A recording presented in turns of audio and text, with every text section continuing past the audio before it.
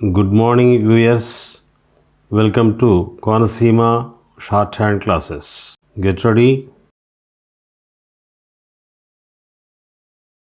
5 seconds. The undue influence which will vitiate the will must be such as operates upon the mind of a testator at the time he executes the will and thus controls and induces him to make the will in the manner in which he does by reason of that influence. It must be such influence as affects the free agency of the testator and impels him to yield his choice to the person exerting the influence. Acts of kindness, disparaging statements of one who is the natural object of the testator's affection and bounty in general, will not constitute undue influence, but if these operate on the mind of the testator at the time of making the will, so as to place him under any restraint and control the terms of the will, they may amount to undue influence.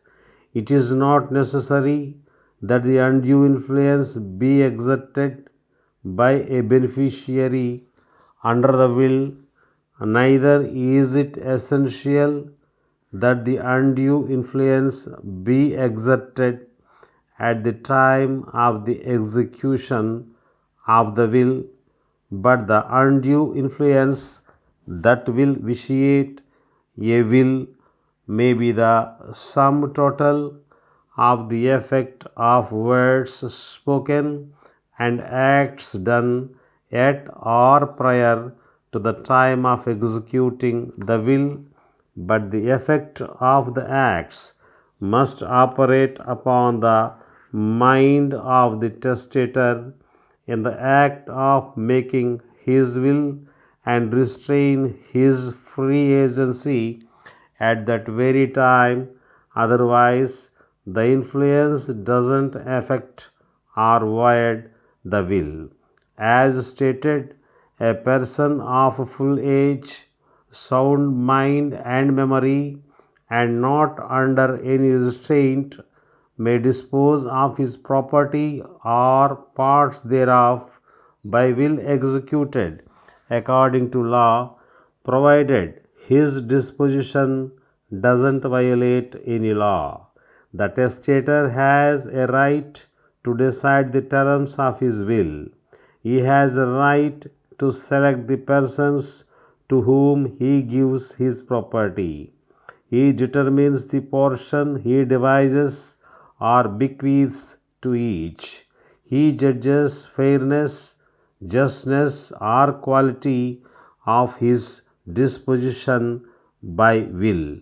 As its provisions affect others, no one may question his right so to do or challenge his will if made according to law and its provisions do not violate the law.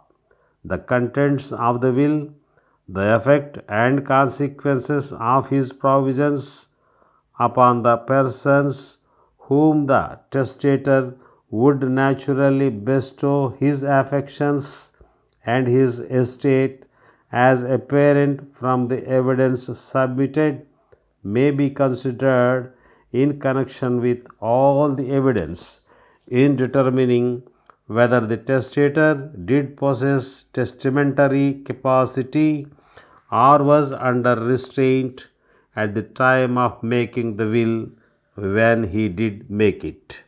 Declarations of the testator made at or after making a will in respect to his children and in respect to his purpose and intention as to making a will and the disposition of his property may be considered as bearing on the testator's capacity and undue influence.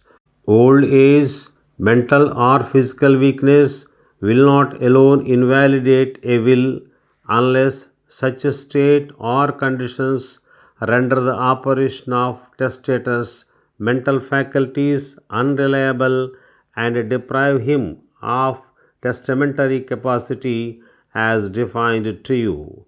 But old age, mental or physical weakness, disease, or either, if existing at the time of making a will, may be considered in determining testamentary capacity and undue influence.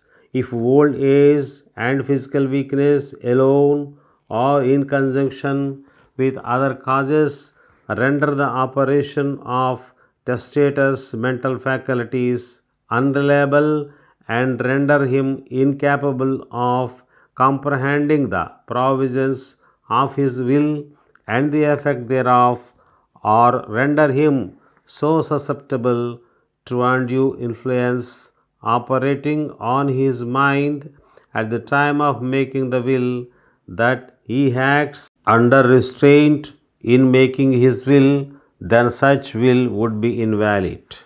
Much evidence has been submitted bearing upon the issue between the parties. The door to the history of the life and death of John Smith, deceased, has been left ajar. You have been given glimpses therein.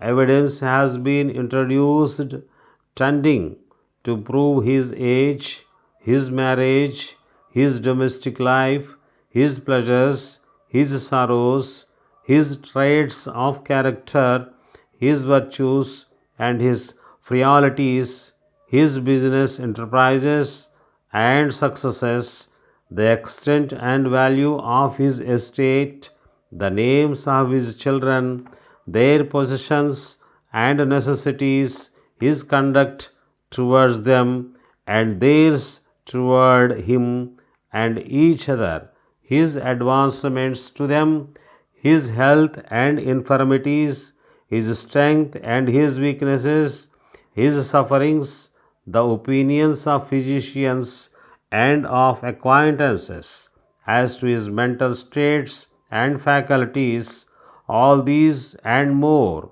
have been submitted for your consideration. It is for your duty to digest these matters of evidence.